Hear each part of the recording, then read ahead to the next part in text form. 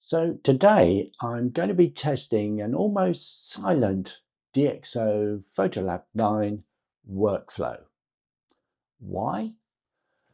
While the last few weeks have been almost impossible to get out with the camera. The weather has been so stormy and wet. Even today it's starting to rain.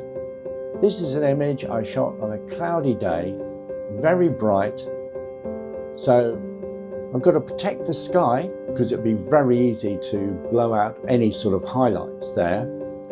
I've got to lift the rocky foreground, try and avoid any noise to get rid of that, balance the colours and see if I can achieve a really nice natural finish. Oh, and I've added some captions so it's really easy to follow along.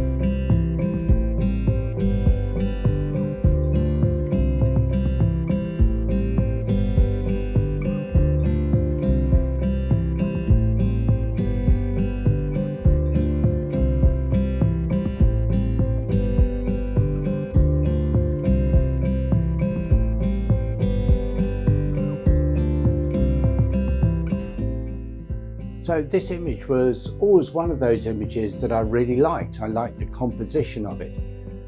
But the original had so much of a, well, it's a sort of a muddy feel, wasn't it? You couldn't really see the detail. It's very tricky trying to get the best out of a backlit image. This was one of those images that I've always liked. I love the composition, the way that the rocks and the headlands form sort of a leading line out into the distance, the distant horizon. But I've never really been able to edit it in a way that I wanted to. It's always very difficult to try and edit a backlit photograph like that. I hope you'll agree, I've tried to succeed, and I think possibly that I have. There might be some additional tweaks that I can make to it, and if you think of any, please drop a comment below and let me know what you think. I really appreciate it.